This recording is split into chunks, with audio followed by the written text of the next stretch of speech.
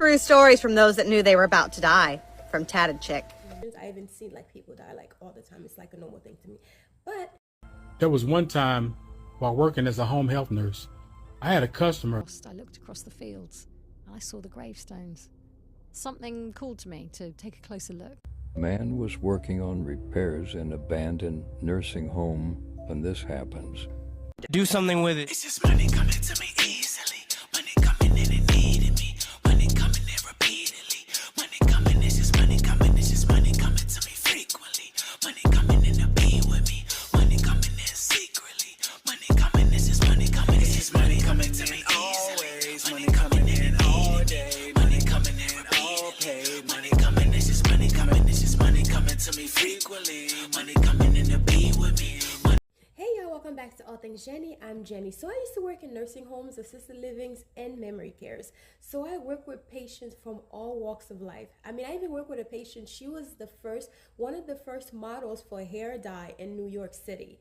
And I even work with someone who used to work with the lady that created Lily Pulitzer. I think she was like an assistant or something. So I've met multiple people. So therefore I hear a lot of stories, great ones, horrible ones, whatever.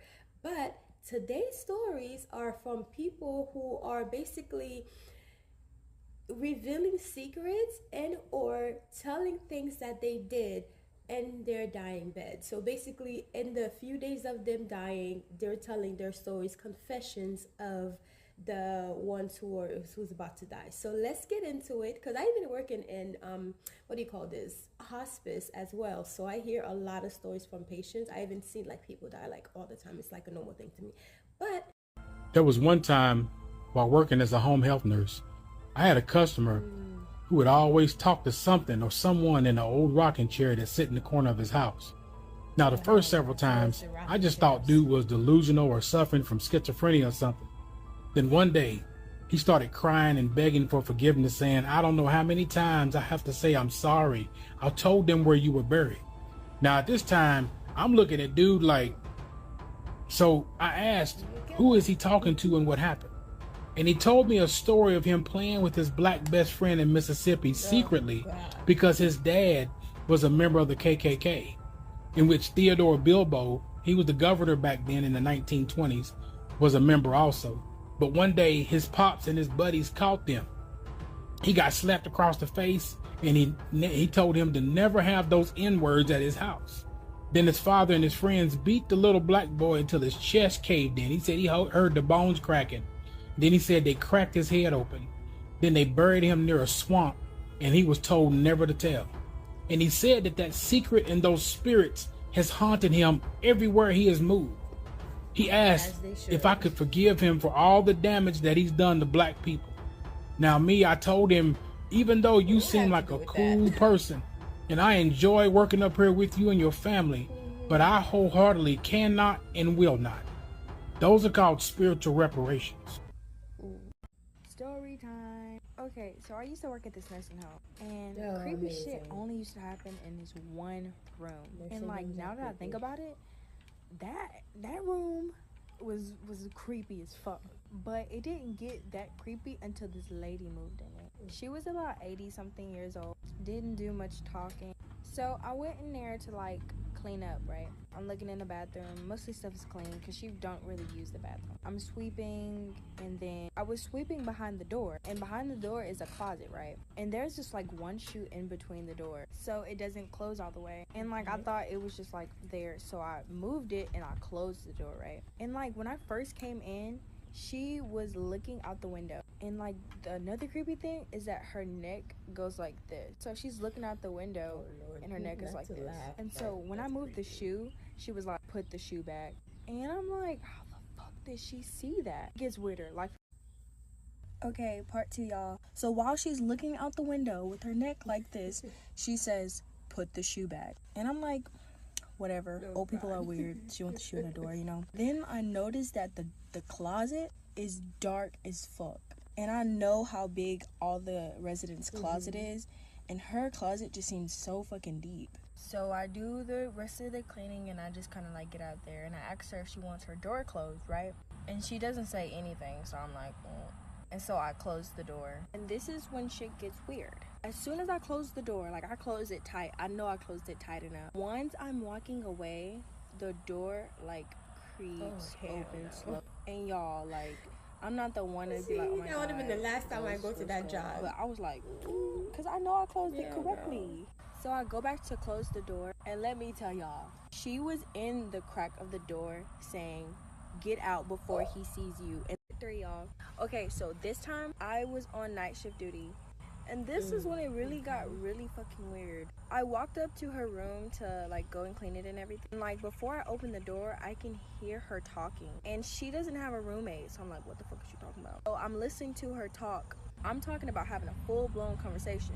As soon as I open the door, I wonder if she had dementia. Nothing. No talking. She's laying down and she's looking at that motherfucking crack in that motherfucking closet. Like, have you ever walked in on somebody having a conversation and you feel like you interrupted it and it's awkward? Well, yes, that's how I felt.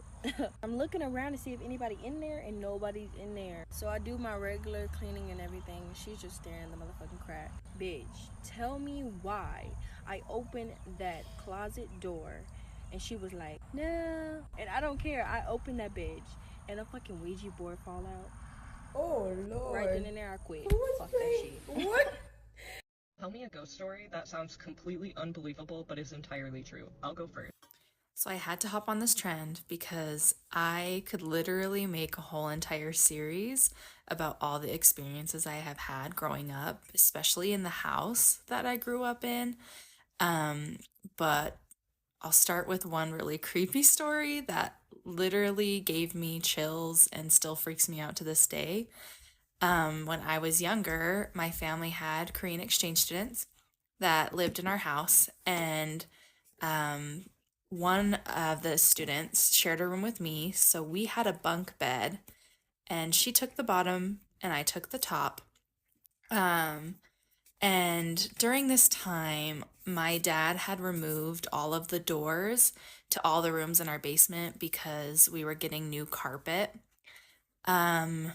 And so I wanted a little bit more privacy. So for Christmas, my grandma gifted me some door beads, but they didn't come to the floor all the way. They were about a foot off of the floor. And my sister Callie would always come in and just steal my clothes, my makeup, whatever she wanted to use.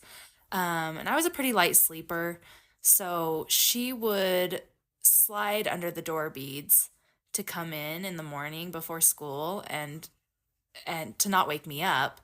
There was one particular night where my exchange student was visiting her uncle in another state for Thanksgiving, so I was alone in my room.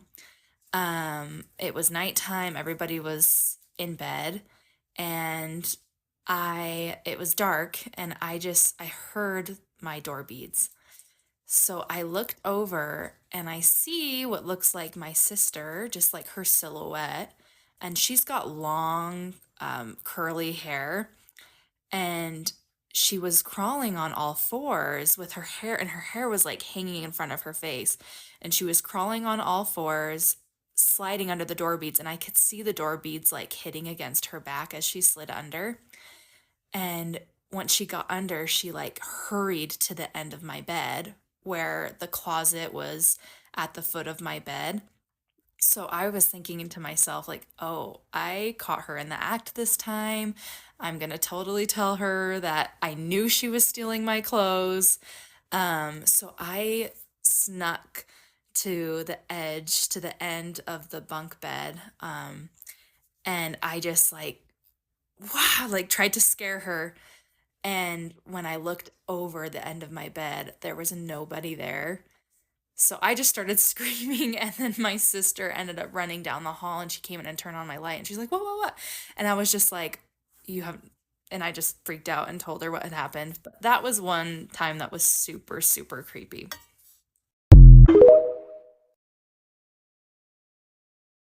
Let me tell you, me too. So guess what?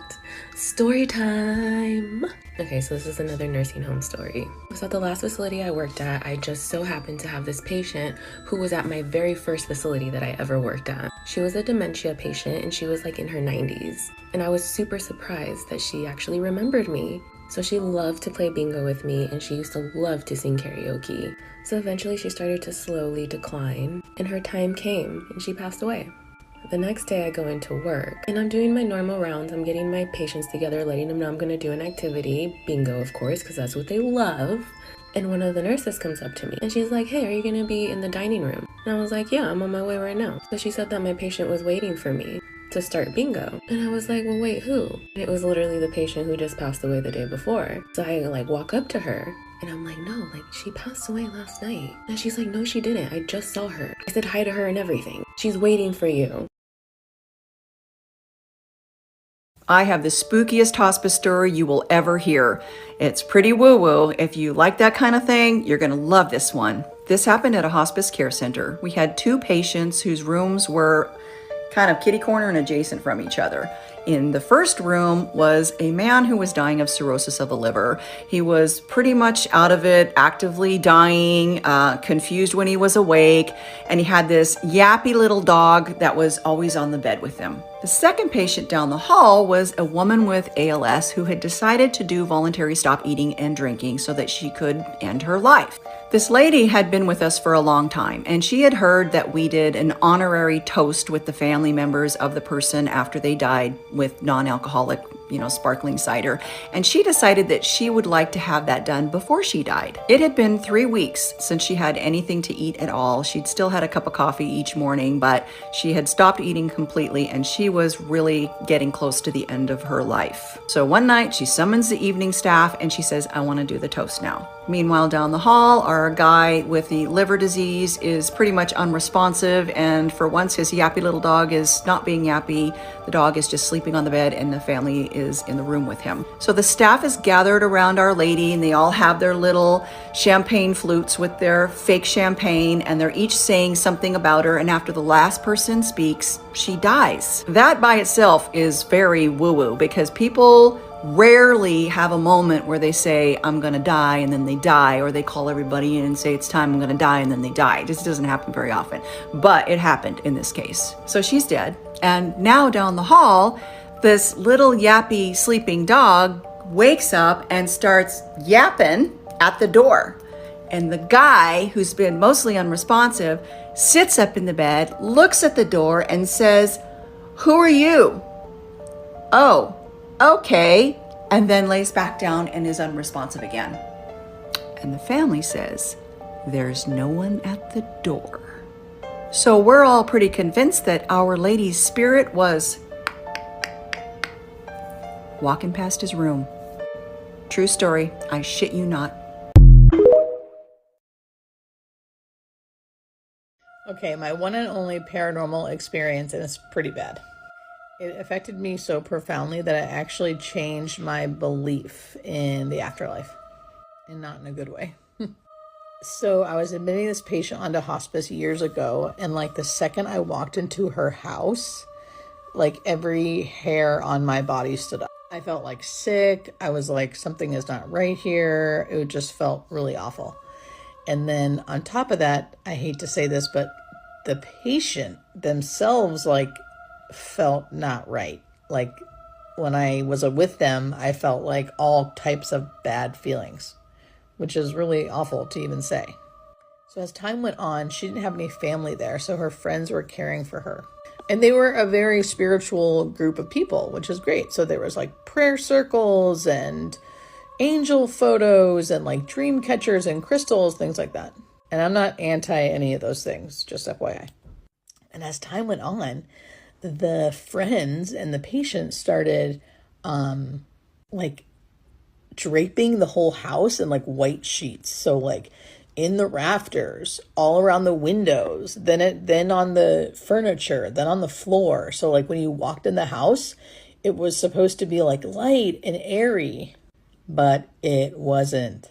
I feel it was the closest to evil I had ever come. And I didn't even believe in evil at the time, but it was the second I walked in the house, it was oh my God, even though the whole apartment was draped in white cloth and covered with crosses and angels and things that were supposed to feel warm and loving. And then it gets worse, because then the patient starts actively dying eventually. And it was so hard to be in that house and with that patient because the anger and the awfulness that was in the house and around the patient was like unbearable and like undeniable. Anyway, I feel embarrassed even talking about this because it sounds so much like a horror movie, but that's what it felt like. I think about that patient and that house all the time, and I pray for her well-being. And she didn't die a very peaceful death, no matter what we did. And it was awful. And to this day, my belief system has changed. Like, I do believe now that there's not just love and light. There's other things. I feel even like embarrassed admitting that, but that's how profound this experience was. So yeah, I think that's pretty good. Out of like hundreds or thousands of deaths, I only have one like that. So that's good. This is probably one of the creepiest things that has ever happened to me. When I was younger, I was working night shift in a nursing home as a CNA. The night shift in and of itself is pretty creepy, but I had been doing this for years, and so like it didn't creep me out that much. But one night shift, it was like 4 o'clock in the morning, and I was getting a resident ready for the day shift CNA when they came in. We were always short staffed, so it was just something we did to help out. Just what we could, especially for the residents that like to wake up early. So this particular resident had a roommate, and for our rooms with 2 people, there was usually one person by the door and then one person by the window. So my guy was the window guy. So I'm walking in the room and it's dark. Again, it's like 4 o'clock in the morning. I'm not about to turn the light on these poor people. So I just flipped the bathroom light on to give me a little bit of light so I could see what I was doing as I walked past door guy over to window guy. And as I'm walking over to my guy, I feel on my shoulder like this huge hand just kind of grab my shoulder. Not in a hard or threatening kind of way, not in a mean way, but just like somebody trying to get my attention kind of way. So I immediately assumed it was the roommate, but when I turned around, there was nobody there, and the roommate was sound asleep in his bed. So again, it's late, it's 4 o'clock in the morning. I convinced myself that I'm just imagining it. It's not a big deal, just get your shit done. So I go over to window guy and I'm getting him ready, and we're having a conversation, a quiet one because the roommate is still sleeping. So I get to the part where I have to put his TED socks on. And if you don't know what TED socks are they're very common in healthcare. They're really tight socks that you put on and it helps with circulation. But when you're working in a nursing home with the elderly, because they have such thin skin, you have to be really careful that there's no wrinkles in them. Otherwise it can damage their skin. So I had come up with this method at this point to kind of ensure that there was no wrinkles in the TED socks, where I would just kind of go like this with my fingers, go over the tip of their toes, and then, run my hands down to make sure that there was no wrinkles in the TED sock. So as I'm doing this, I'm getting him ready, I get his TED socks on, and I walk over and I do the right thing, and I run my hand from his toes to his knee to make sure there was no wrinkles. And just when I get to his knee, I shit you not, I feel a set of hands go like this and do the exact same thing to my leg from my ankle to my knee. And I just about shit my pants because I was certain what I felt, like somebody mimicking what I was doing to this person, but doing it to me. It was so creepy. And the creepiest part, like, that wasn't enough. The creepiest part was the resident was looking at me like, what is going on? And I'm like, I didn't even know what do you say? I'm like, whatever. And then he makes some comment like, oh, you look like you just seen a ghost. And that was not the last time something like that happened to me in this nursing home. So I am positive that this place was haunted. But I don't know. What do you guys think? Has anything like this ever happened to you? Leave a comment and let me know. When I was 18, shortly after leaving sixth form, I worked in a nursing home, just temporarily, whilst looking for a full-time job in my chosen career. For background, the home was predominantly for people with Alzheimer's or dementia, and the building used to be an old rectory. There was a small, disused church on the land down a small abandoned track, and a graveyard in the field next door. The church dated back to the 1200s. Whilst working there, I worked the night shift, and I was new, so I didn't have a choice. We worked 8 p.m. till 8 a.m, and I noticed everyone hated working this shift. I thought this was due to the unsociable hours, but I soon realised this wasn't the main reason. There were 2 floors to this nursing home, and each night there were 2 carers and 1 nurse on each shift. Each carer would look after 1 floor each, and the nurse would be in the nurse's office on the ground floor. I was allocated the first floor. I had to listen out for calls, buzzers, and any residents moving about, amongst having to do regular checks on residents and paperwork, etc. On my first shift, I arrived early for a handover. The carer handing over to me said, "Good luck tonight, this place could be quite creepy in the dark," and let out a laugh. I didn't think anything of it, and I finished the handover and took the lift to the 2nd floor. All the lights were off in the hallways and there was no one around. I got to the living room and a carer who was waiting for me before she left explained that everyone was ready for bed. I just needed to help them to their rooms. There were only 8 people on the first floor, so it wouldn't take long. I helped everyone to bed, and whilst I was on my last resident, we'll call her Edna, Edna said to me, "She'll be here soon." I asked what she meant. "Who'll be here soon, Edna?" She replied, "You'll see." Oh, I don't want to, thank you. And she laughed. I didn't think much of it, but I knew she had dementia, so you have to take what they say with a pinch of salt, but something in me felt uneasy. After I put Edna to bed, I went to the office to complete all the relevant paperwork. It was soon 10 p.m, and the evening had gone well so far. I went and checked on all the residents one by one, and as I got outside Edna's door, I could hear her talking, except she wasn't getting a reply. I couldn't quite make out what she was saying and thought maybe she was talking in her sleep. I opened the door and she immediately stopped talking. "Hello, Edna. Are you okay?" "Yes, I'm fine. Why wouldn't I be?" she said. I explained I could hear her talking from outside her room and wanted to check she was okay. Her eyes bore into me as she said, "Little girls shouldn't listen to conversations that don't concern them." And then she laughed. I laughed nervously, apologised, and I left the room quickly. I went back to the nurse's office to complete some more paperwork, and I made myself a coffee. Whilst I was in the office, I could hear what sounded like a little girl laughing. It's gone midnight by now. No one would have any visitors at this time, and I thought certainly not a little girl. I walked down the corridor, following the laugh, and I ended up outside Edna's door. As soon as I got there, I heard someone say, "Shh." I stood there rooted on the spot, sweat pouring, trying to breathe as quietly as possible when I heard Edna say, "I thought I told you not to listen to my conversations." I opened the door and Edna was still wide awake. I made an excuse as to why I was back. "Sorry, I thought I left my pen in here on my rounds." She looked at me with a blank expression and said, "No, dear, I don't think so." As I turned to leave, an orange rolled off the table and onto the floor by my feet. I turned to look at Edna, but she hadn't moved. "Edna," I said, "who were you talking to earlier?" Half of me intrigued, the other half not wanting to know her answer. "My friend Alice," she said. "She's here now, can't you see her?" Oh, no. She laughed.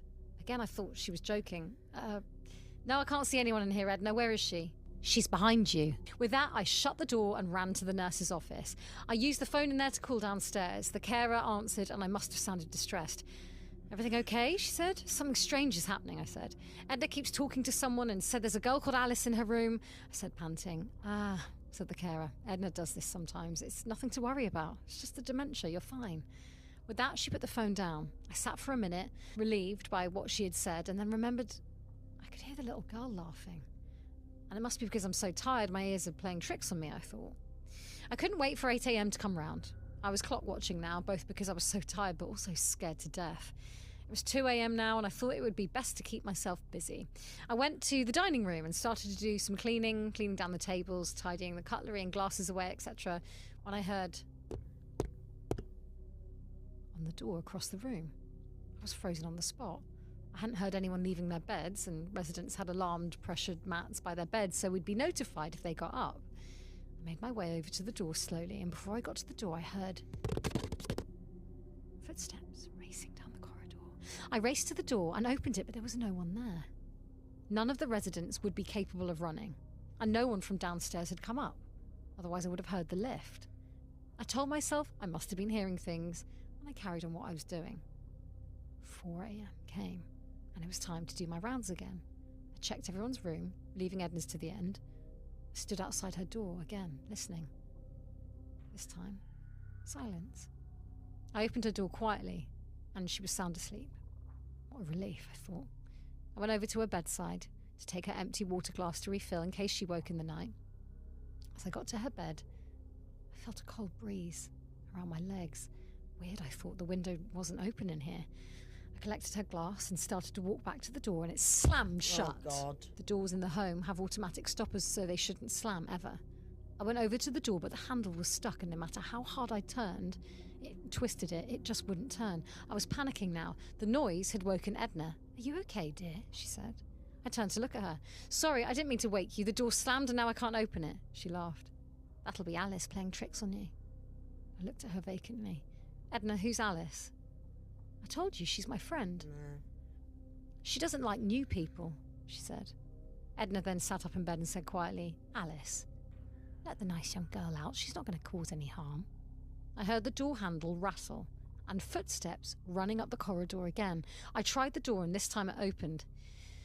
"Thank you, Edna," I said. "I don't know who Alice is, but I really mean her no harm. I'm just here to do my job." "She knows that now," said Edna. The rest of my shift went by peacefully. 8 a.m. came, I did my handover and mentioned to one of the carers what had happened. She said similar had happened to her when she first started working here, but she put it down to her mind playing tricks on her. I picked up my bags, made my way to my car, and as I stood waiting for the car to defrost, I looked across the fields and I saw the gravestones. Something called to me to take a closer look.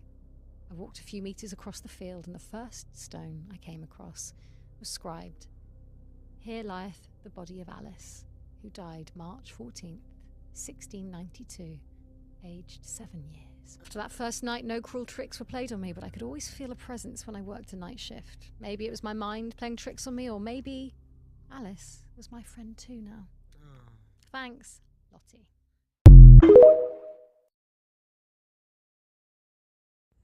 So this story was submitted by a young lady named Jasmine. She said, "Hi, I'm an African-American young lady who used to work at a nursing home back in 2016. She says that I always work day shift, but this one time I decided to pick up a night shift because of the shift differentials." Okay, yeah, I understand those, trust me. She said in the small town, there's not much nursing homes there. This one is one of the first one that was built, and then there's like 3 more. So while working, she said it was very quiet. So quiet that you can hear the sound of every machine in the nursing home, as well as soft cough coming from the patients. Everything seems normal except for this one room that always gives me the chills, room 13. She says that her patient, Miss Waverly, was a frail old lady with a sharp tongue and a cold demeanor. Jasmine heard whispers from other staff about Miss Waverly's past, how she was once a proud, wealthy woman with a controversial history, okay? But Jasmine had learned to tune out the gossip. Her job was to care for the patients, for the residents, not judge them. That's nice. That night, as Jasmine entered Miss Waverly's room, she found the woman sitting upright in her bed, her eyes wide open, wide with tears. "He's coming for me," Miss Waverly whispers, clutching her blanket tightly. Jasmine paused, confused. "Who's coming for you, Miss Waverly?" "Miss Waverly, the boy," the old woman cracked. Her voice trembled. "The little black boy I warned. I see him in the shadows. He's here waiting for me to take my last breath." Oh, shucks, okay? Jasmine felt a chill runs down her spine. She sat on the edge of the bed trying to calm the woman. "Miss Waverly, you're just tired. Let's get you comfortably and..." "No," Miss Waverly snaps. Her voice suddenly changed, tears streaming down her sunken cheeks. "I need to confess. I need to tell you something before it's too late."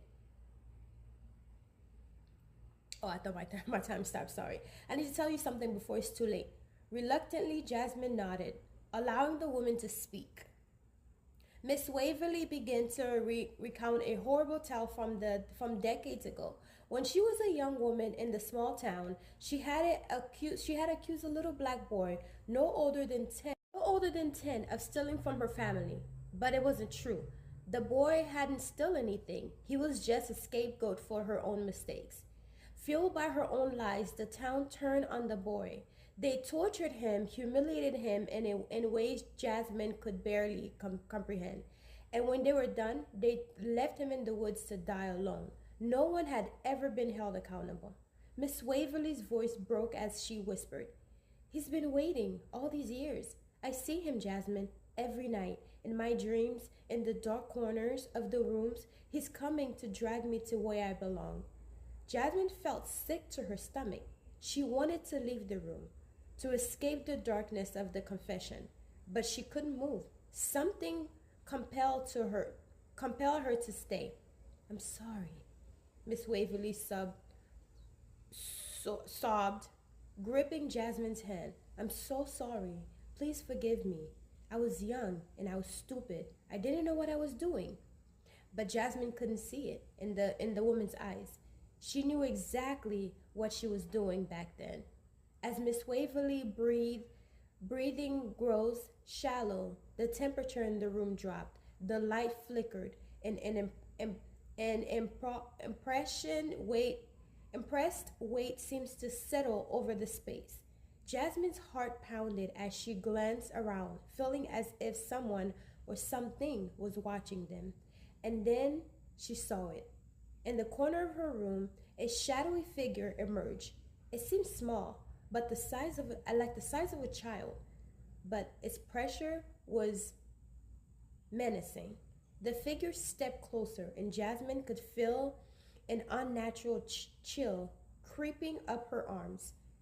Miss Waverly let out a strange cry. Her body convulsed as she tried to pull away. "He's here," she screamed. Her voice echoed in the room. "He's coming to take me." Jasmine tried to call for help, but her voice caught in her throat. The shadow moved closer. Its outline became clearer. It was the boy. His eyes hollow, his face twisted in silent rage. Miss Waverly's scream turned into goggles, and then silent. Her lifeless body left back against the pillow, her eyes wide in terror. The shadow lingered for a moment, staring directly at Jasmine, before fading into the darkness. Shaking, Jasmine stumbled out of the room. Jasmine stumbled out of the room. Her mind was racing. She didn't know if what she had just seen was real or a product of her own imagination. But one thing was certain. Miss Waverly's past had finally caught up to her, and the little boy she wronged had came to collect his dues. Jasmine never worked another night at that nursing home again. But sometimes at nighttime, she would hear faint whispers in the shadows, whispers of a little boy still seeking justice. Ooh, that was a creepy one. Anyways, guys, I hope you enjoyed this video, and whatever you have to say, let me know in the comment section. What do you think about this video? If you guys want me to continue to tell like spooky stories more often than actual stories that I'll be sharing different topics, let me know and I will do just that. I'm going to try to post more spooky stories because I really enjoy reading or even telling you guys these stories. And please do not come for my reading. Like I said before, English is not my first language, so I try, okay? Don't come for me. I'll talk to you guys later. Love you guys. Bye. Back when I was in my late 20s, I worked the night shift at a local nursing home. The job wasn't particularly hard, and most of the time it was fairly dull, but there was one incident that stuck with me for many years after I quit. It had been an uneventful start to the shift. I was in the nurse's station, drinking coffee to keep me awake while keeping an eye on the monitors and filling out some paperwork in between. We had motion sensors out in the halls and alarms on the doors in case anyone tried to get in or out, and every resident had a button they could press if they required assistance. It was very rare we had any sort of incident, but we were always required to be on alert just in case. It had just gone 3 a.m., and I was in the middle of filling out some forms when the motion lights in the hallway flickered on. The nurse's station was at the very end of the corridor, with a large glass window looking out into the hall where residents resided. I glanced up from my computer, expecting to see one of the residents or another nurse, but the corridor was empty. I shrugged it off at first, since the motion sensor could be finicky and sensitive at times, so I figured something small must have set it off. After a few minutes, the lights flickered off again, plunging the hallway into darkness. Only, the glow from the nurse's station lights filtered out into the gloom. The second time the lights went off, I started to wonder if I was missing something. I climbed out of my chair and left the station, glancing down the hallway. I couldn't see anything out of the ordinary. None of the residents' doors were open, and nobody was out of bed. Maybe there was something faulty with the wiring. I'd heard one of the other nurses say that before. Shrugging to myself, I went back to the station and finished my work on the computer, barely noticing when the lights flickered back off. Apart from the occasional sound of my fingers tapping the keyboard or sipping from my flask, the place was deathly quiet. You couldn't even hear the wind outside. It almost felt like you were the only one in the entire building. It was so quiet, so still, that I almost jumped out of my skin when something tapped against the window of the nurse's station. I glanced up sharply, my heart stilling in my chest, to see a face staring at me from the other side of the glass. "My goodness, Mrs. Riley, you almost gave me a heart attack," I blurted. pressing a hand to my chest as I met the older woman's gaze through the window. The lady said nothing, just staring at me through the glass, her finger tapping gently against it. I got up and stepped around the partition, my earlier fright still making my breath staggered. "Is everything okay, Mrs. Riley?" "There's someone in my room," she said in her soft, raspy voice, her eyes dim and sunken amongst folds of skin. I looked at her in surprise, my throat growing dry. "There's someone in your room? What do you mean?" "Someone watching me," she wheezed. "Someone in the shadows." I gently took her arm and led her down the hallway. "Let's go have a look, shall we?" I said, trying not to frown. What did she mean there was someone in her room? No alarms had gone off, and I hadn't seen anyone enter through her door from my position. But then again, I hadn't even heard Mrs. Riley approaching the station, her bare feet muffled as they were against the carpet. I walked her back to her room and switched on the light inside. A cursory sweep confirmed that the room was empty. There was nobody there. "Where did you see this person, Mrs. Riley?" I asked. The elderly woman raised a shaky hand and pointed to the end of her bed. "There. They were watching me." Her words sent a prickle of unease down my spine. "Let's have a look." I left her standing by the doorway while I took a look around the room, checking behind the curtain and inside the closet, and even giving a brief glance underneath the bed. "There doesn't seem to be anyone here, Mrs. Riley. Maybe you were just dreaming." Mrs. Riley shook her head, a strange expression twisting her features. "It wasn't a dream. I saw someone right there." With a sympathetic smile, I helped her back into bed. "Well, they're gone now. You don't have to worry." The woman didn't seem convinced, but there wasn't much more I could do. There was clearly nobody here, no matter what she thought she saw. "All right now, try and get back to sleep. I'll be out here if you need anything." I tucked the covers back around her and switched off the light, closing the door behind me. With a sigh, I went back to the nurse's station. Draining the last of the coffee from my flask, I rubbed a hand over my tired eyes and got back to finishing up my paperwork. The clock on the computer read 4:13 a.m. when one of the alarms went off. It was one of the call buttons from the resident rooms. When I checked where it was coming from, I felt my mouth go dry. It was Mrs. Riley's room. I hurriedly left my desk and crossed the hallway until I stopped outside her door. On the other side, I could hear the sound of whimpering. Switching on the light by the wall. The woman was sitting up in the bed, staring wide-eyed across the room. Her chest was rising and falling quickly, each breath slipping raggedly between her lips. "Mrs. Riley, is everything okay?" I asked, hurrying over to her. She shook her head without taking her eyes off the end of the bed. "They came back. That person. From before. I saw them again." I let out a gentle sigh. It wasn't uncommon for the residents here to see or hear things that weren't there. Dementia, Alzheimer's, even just the effects of the medication they were on. Some of it caused hallucinations or vivid dreams. I dealt with this kind of thing before. Whatever Mrs. Riley thought she was seeing, it wasn't real. "Mrs. Riley, I already checked your room, remember? There's nobody here," I said as firmly but softly as I could, trying to get her to look at me. "But I saw them," she whispered, her voice tight with desperation. "I know what I saw." I shook my head. "I promise you, you and I are the only ones in this room." She finally calmed down, her expression growing weary. Are you sure? Are you sure there's nobody else here?" I smiled and squeezed her hand. "I promise." "Oh, okay," she finally said. "I'm sorry for bothering you." "No bother at all. I'm here as much as you need me, okay?"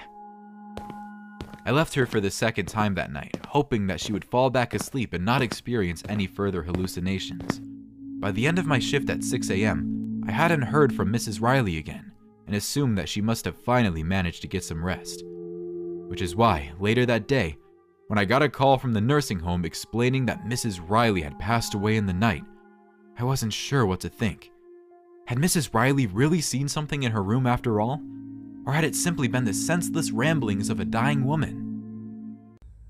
Can we please talk about this? Because I am a spooky story buff, and I was on a side of TikTok like a year and a half ago reading these stories from nurses, CNAs, medical professionals, just people that worked in hospice care or nursing homes that were saying this, that they were taking care of elderly W people that were on their last leg, and they would complain about seeing like Black people that they wronged, that they lynched, that they did, like they were confessing shit that they never would have confessed in their regular life. So if you got them kind of stories, I'm trying to read all of them, baby. Please submit them. Please respond to this. I want to be back on that side of TikTok.